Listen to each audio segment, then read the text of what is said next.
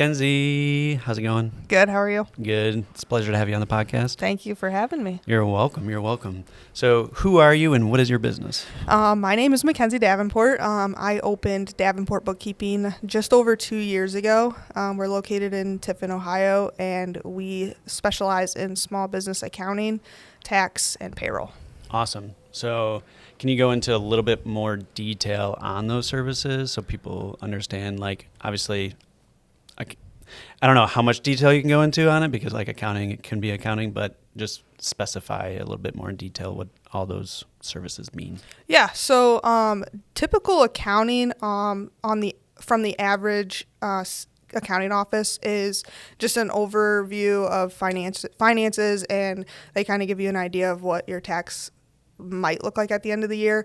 But what we like to do is go 5 steps further than that and actually help with the bookkeeping side of it. So all of our clients have a different level of care that we give, but from the most care of, like, we actually pay some of our clients' bills for the business. We give them weekly updates on where they are financially, monthly reporting, quarterly reviews, and then also the tax return. So that is like the most in-depth. And payroll, right? And payroll, yeah. So that's the most in-depth you can possibly do with your accounting. And then from there, we also do have some really small new businesses that we just do quarterly reviews for. Sure. And what that looks like is we just go through, look at their accounts, and kind of give them an idea of what the whole year might look like and make sure that they're prepared for what their tax liability might be. And every business and individual has different situations that you need to, like, tailor your services to.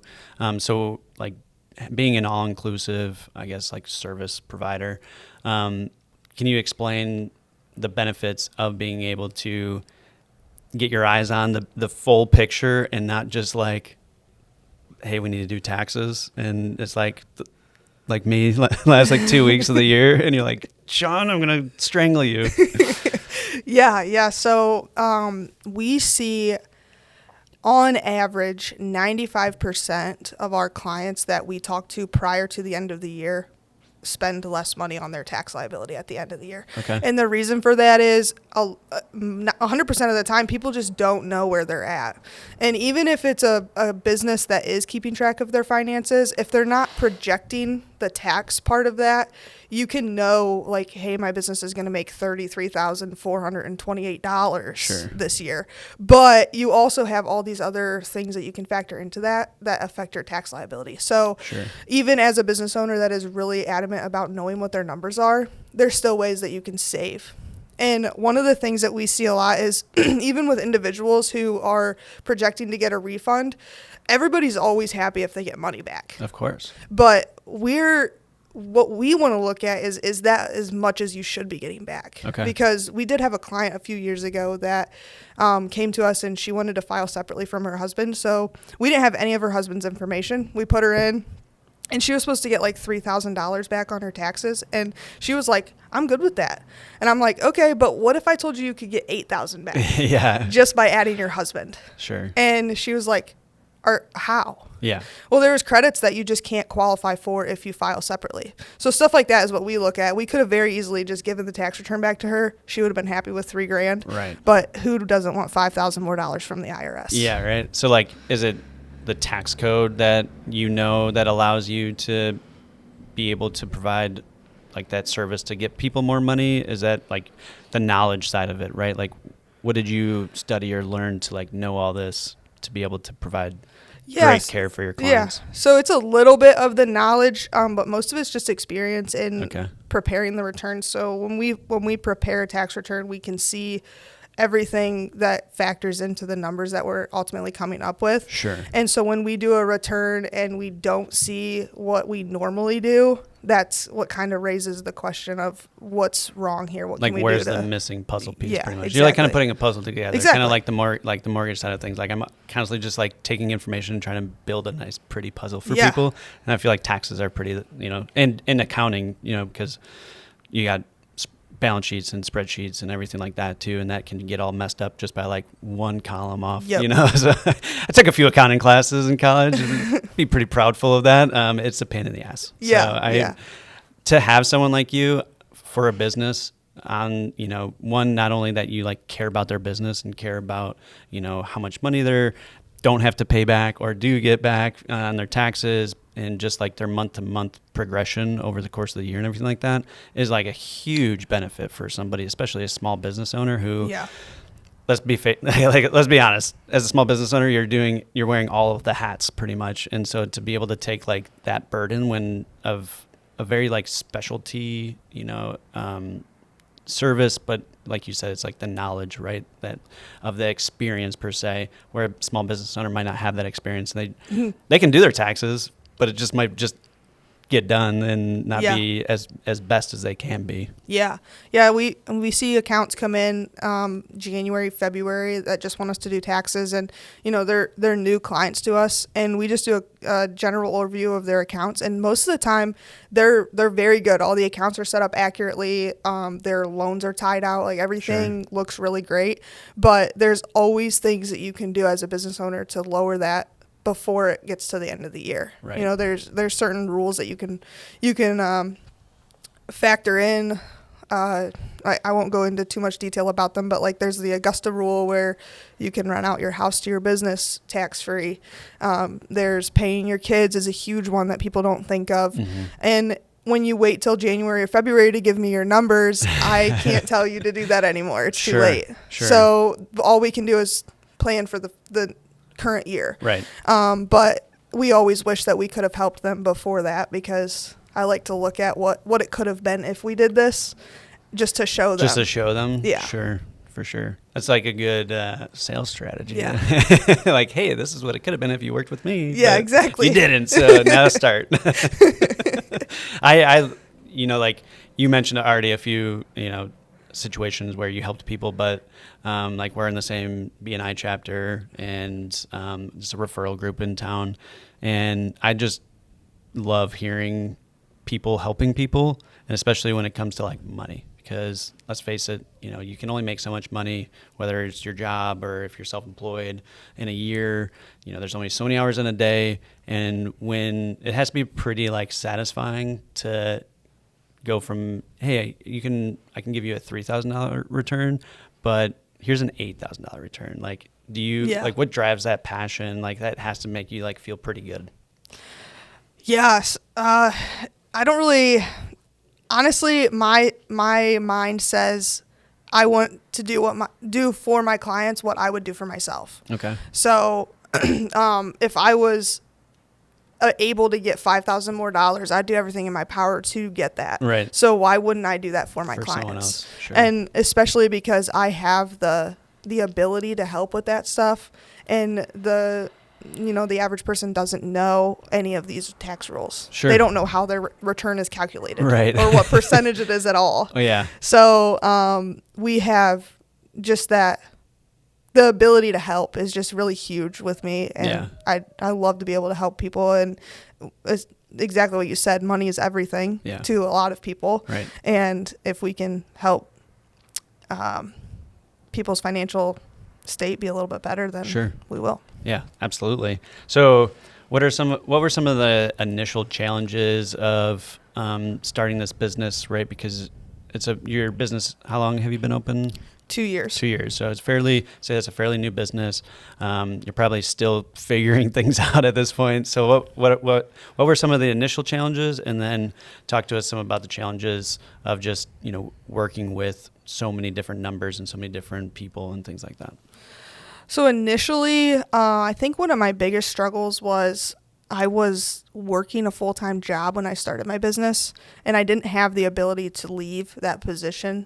Financially, I had to keep that job until I was at a point with my business that I could leave. So that really kind of burdened me a little bit with not able to go out and network with people, because when I was at my full-time job, that's when everybody's businesses were open. Sure. So to be able to go in and introduce myself to business owners, I couldn't do that. Yeah. And then also being so young, I feel like I share this with my sisters who run Groomer's Corner and Corner Feed and Seed. I share this struggle with them of people like, are you old enough to know what you're doing? Yeah. Especially when I'm dealing with money. Right. And people's livelihoods almost. Sure. because people work so hard for their business, and I know that now. I worked so hard for mine, Yeah. and I'm going to do everything in my power to keep that Right. surviving. And so I want to do that for my clients too, but they also have that fear of like, is this the right person to help me with this? Right. So I feel like a lot of my clients come after I've put in so much time building that relationship with them, and then they're like, okay, I think I'm ready. It is weird, Yeah. that like you just get to a point with an individual and they're just like, okay, now I trust you. And Yeah. it's like, I don't know, I lead with like, I don't know, I want to get all mushy gushy, but like love and trust just like off the rip, because I feel like I can kind of have a pretty good like judge of character per se. Like, and so I kind of like know when to not be super open and when I can be open and stuff like that. And to get that on the flip side where you're like, you're trying to help someone and you're like, I can only help you if you want me to help you, sort of thing. Yep. Like I can't force you to let me help you, sort of Yeah. thing. So do you like, is that kind of a similar thing? Yeah. Yeah. And I think that a lot of times the people that need my help sometimes can't afford it. Yeah. So I struggle because I'm still the wanna same help? way. Yeah. I just want to help everybody. And Yeah. so I come in and I'm like, okay, I'll work with you for 4 Sure. months. Yeah. Like I'll cut you a really good deal for 4 Mhm. months. And then once we get you where you need to be, this is what we have to do. Sure. And a lot of the times that's what builds that trust Sure. with them. They're like, this person actually wants to help my business. Yeah. They don't just want my paycheck. Right. And that's huge for small business owners. It's just, everybody's just trying to survive. Yeah, literally. So Yeah, if I could tell anybody that's out there right now struggling, so are we. So it's yeah. fine. Like owning a business, being on the entrepreneurship, building relationships, wearing 10,000 hats, being mentally tough and strong and getting through the low times, like that, it's life. That's part of it. Mhm. And like, I don't think that's something that's talked about enough. And, like, just be open and honest about it. Like everybody has struggles, or we're all human. Yeah. So, but, can you give us any other specific examples, maybe particularly, like rewarding client success stories that you really like turned somebody's business around? Yeah. So I started working with one of my clients in July of last year. And he was new to hiring employees. I met him and I think he was similar to you, where he was just like, he led with love and grace. and I was like, this guy's like all in, and I Yeah. don't even know him. Right. And it was awesome. And he's become one of my best friends since then. But, when he started hiring employees, he was at a point where his business was making a bunch of money. And I'm like, we need to do something with this. Like Yeah. we projected at the end of the year when we did his tax projection, and he was going to owe $43,000. Holy shit. And I was like, that can't happen. He's like, no, it can't. I said, Yeah. would you rather pay $43,000 to the government or pay $50,000 to yourself Sure. and to your business? Yeah. And he was like, you're right. So we set up a plan. We added some vehicles to the business. We paid his daughter. We did a she remodel works too. Yeah, Like, she's she's very she's deserving. she's in the office working. Yeah. Yeah. Very deserving. And, remodeled the office, got some new furniture, hired a couple more employees. Yeah. And I said, when you run a business and you're this successful, a lot of times people just want to take all that as the owner. They're like, oh, look at all this money I'm making. Sure. But this specific person, he just wants to give back. Yeah. And this is why this is one of my favorite clients and one of my favorite Yeah. stories ever. Well, I did his tax return at the end of the year, and I was jumping up and down in my office because he owed under $10,000. That's awesome. And he really only paid out about $30,000. So he still paid $40,000, but 30 of that stayed in his business and in his family. Right. So that's just like the best example that I can give of, like, even if you're making a lot of money, we don't want to give it to the IRS. Yeah. We want, and they don't want it. They want you to invest back. That's why they allow you these options. That's why they make the rules. And Yeah. Yeah. Right. because as long as you're following them accurately and not putting yourself in a situation where you're going to go to jail. Yeah. Which you keep people out of jail, yes. hopefully. You can do that and you can still make a lot of money for yourself and your family, but also give back and sure. And still succeed. He now, since July of last year, he now has 6 employees and then his daughter is still doing stuff. So yeah. For sure. Yeah, I know the individual that you're talking about, and he is a giant teddy bear and just wants to give back to the community and spread his knowledge and help as many people as possible. Yeah. And that's probably why he's so successful, because he literally just loves what he does and cares about his clients at the end of the day. He doesn't care about the money. Not at all. Obviously, because he was like, what am I going to do? Because he helped me. But anyways, we'll move on. So younger business. Give us kind of like your background. You said that you were working a full-time job before you opened your business. So, what advice would you give to someone that's looking to start their business, or someone that might be even younger, that coming out of high school or graduating college, that, some tips, just general tips that you would give someone that's a young entrepreneur? My biggest tip is going to be make sure you have the time to dedicate. Because when I started my business, I was working 8 hours a day at my full-time job, and then I'd come home and I'd work for another 4 or 5 hours every day. Sure. And then on the weekends too, just to try to drive business. And it's obviously rewarding now, because now I can leave at 4 o'clock and not touch my computer for the rest of the night. Right. But for a good year and a half, that's all I did was worked. Yeah. And what got me through that was the support that I have from my family, my husband, and all of my friends, and ultimately my clients. Because, my clients that I got early on knew that I was still working full time. So they were very patient and graceful that, we realized that we can't get a hold of her in the middle of the day. Yeah, right. Just, oh no, my QuickBooks isn't working. McKenzie, help me. I can't. I'm at my desk at work right now. Yeah.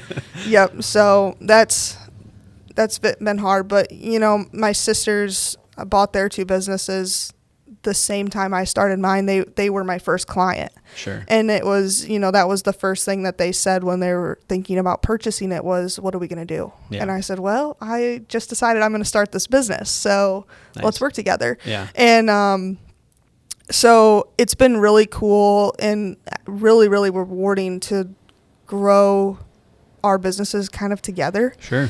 And, having that support from them and my family, and really, I can't thank my husband enough for what he put up with and still puts up with. Tax season is no joke. If anybody talks to any accountants. Yeah. I think I even drove by your office at like 10 o'clock at night a few weeks ago, and I was like, Mackenzie's still actually it was even on a weekend, I think, and it was like in the evening, and I was like, well, it was the end of the tax season, so I understand why, but I was like, damn, she's out there grinding it out. Yeah. You have to. I mean, the IRS allows you to do extensions, but we try not to have to do that. Sure. We try to put in as much as we can to not have to do that. Yeah.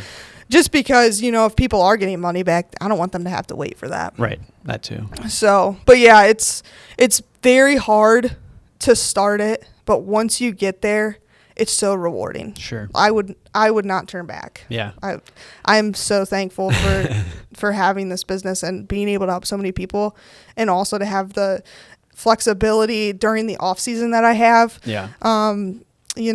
We still work all year with accounting and payroll, obviously, but sure. Not to have to push for the tax deadlines and stuff.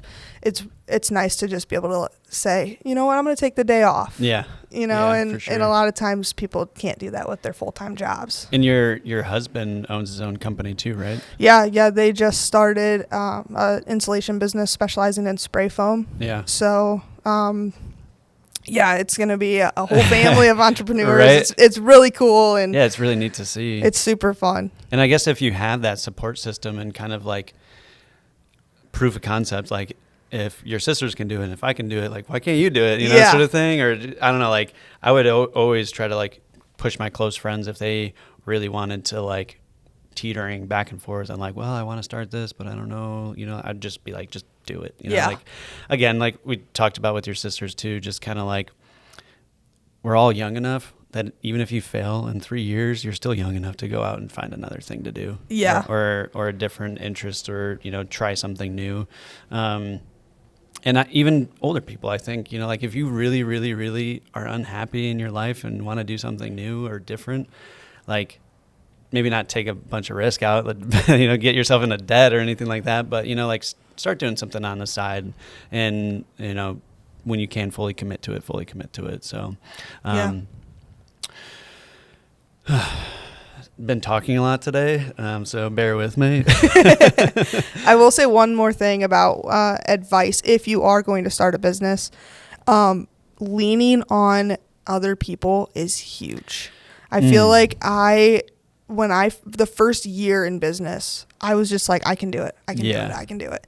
And after I hit a year, when I joined the BNI group and I met, you know, somebody that does insurance, somebody that does investments, somebody that does this and that. Sure. I'm like, I don't need to do it all. Yeah. Like, right. I have all these people that I can just give a card out and know that they're taken care of. Yeah. And I think that's huge, because a lot of times people think, I own the business, I have to do everything. Right. When that's not true. Yeah. You just have to do what you're good at. Yep. And then let your team, the rest of your team, take care of it. Yeah, I really like that, actually, that advice. That I'm big on, like, knowing your strengths and weaknesses, and then being able to go all in on your strengths, and then being able to delegate your weaknesses. Yeah. And you know, I think a lot of business owners want that, like, control, or like, I can just do it, or, you know, like, I can do it better even, or you don't know what you're doing. And it's like, take the time,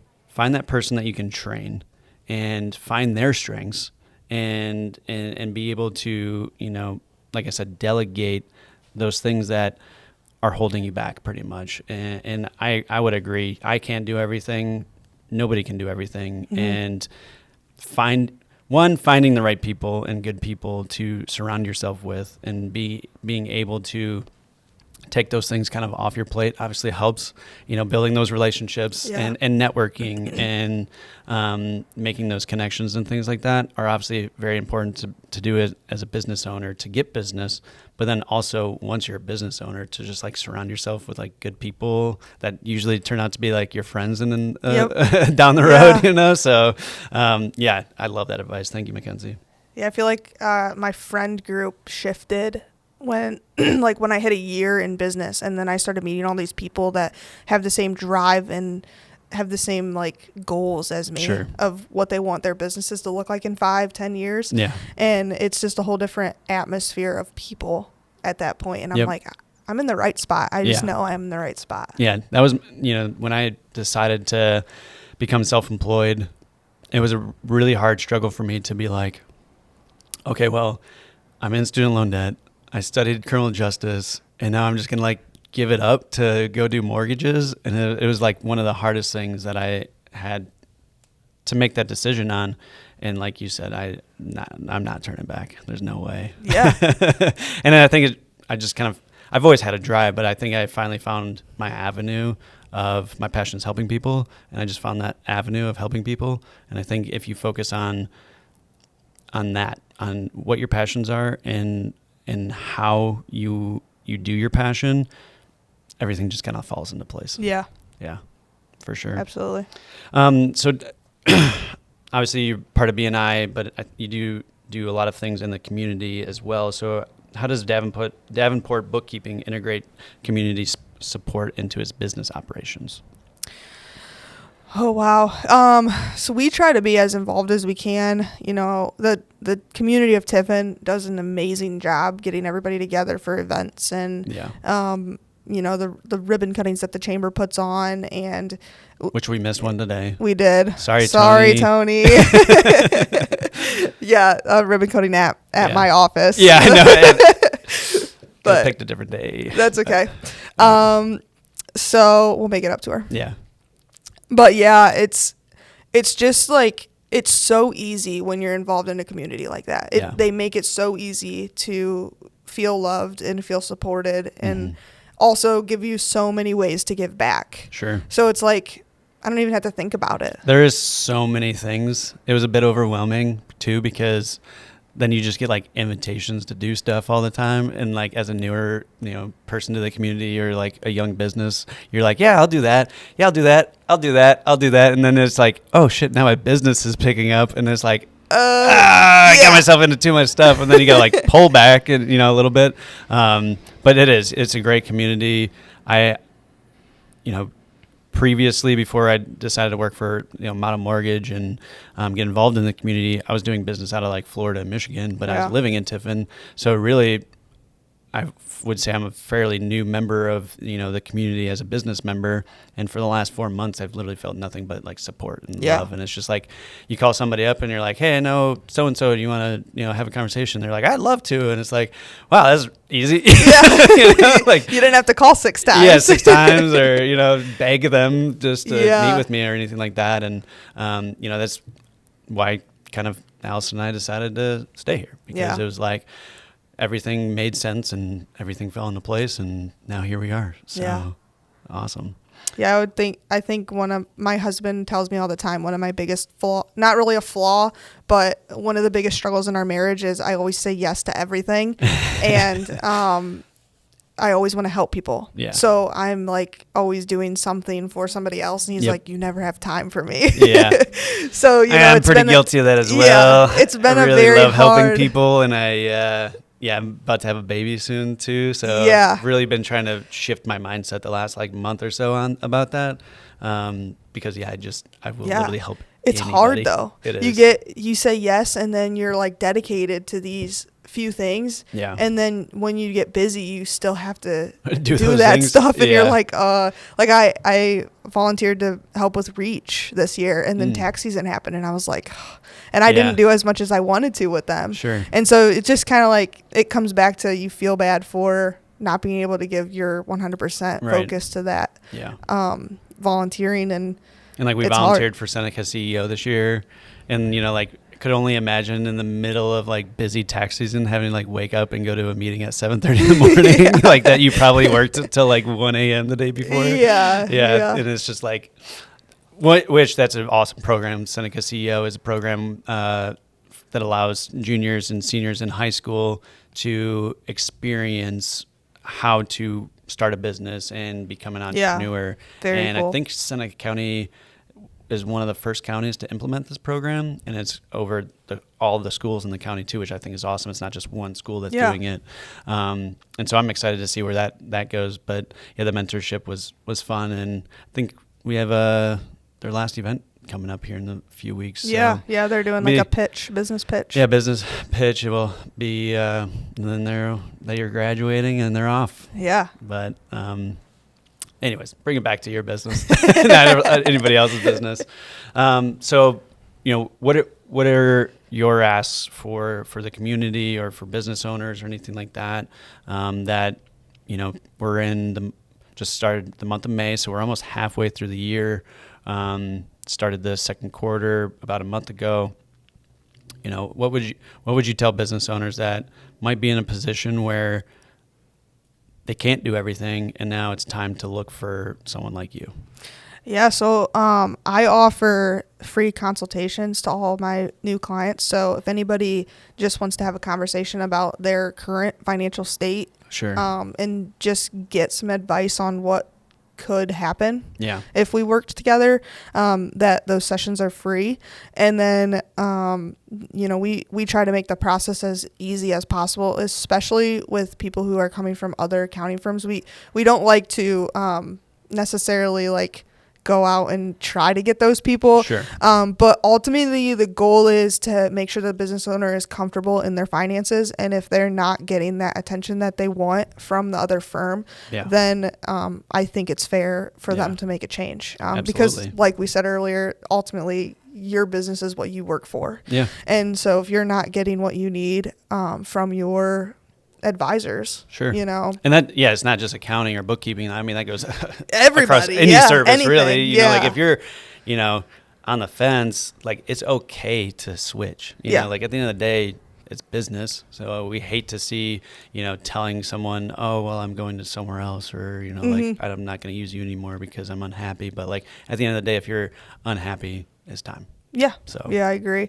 So, obviously our goal is to never have that happen to us. Yeah. But we just want to make sure that any business owner in the community is taken care of, Sure. whether that be with us or another firm. I know Yeah. there are some really good accounting firms in Tiffin, and I know people that work for them. Yeah. But yeah, so free consultations if you just want to review and just kind of an idea of what the pricing might look like.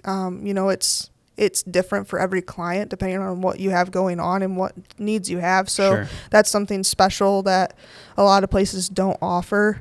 Sure. We look at your exact stats and that's how we price it. Yeah, you like tailor your services to their needs and their goals pretty much. And that's awesome. Yeah. That's what I do in my mortgage business. Yeah. You Yeah. got to stand out, Yeah. But, and then are you still doing like the tax tip Tuesdays stuff? Yeah, so we took a little break. The end of tax Obviously, season got a little hectic, and we just took a couple weeks off. But so if anybody's just looking for like general information, they can find you on like Facebook, and they can kind of like watch some of your videos and maybe grab a few tidbits off of it. Yeah, so our tax tips are on Facebook, and then we're also going to be adding them to our website. Nice. Starting next week, we're going to start back up with them, and then from then on, they'll be on our website as well. Awesome. And then we also have like our calendar link on the website and Facebook page for anybody that wants to schedule appointments. Awesome. Yeah. We'll link everything in the description for you, so it's just nice and easy for everybody. Well, McKenzie, I appreciate your time today, and your sister's allowing us to use their space for your podcast. So obviously, I'll see you next week. But it was a pleasure. Thank you. Thank you, Sean.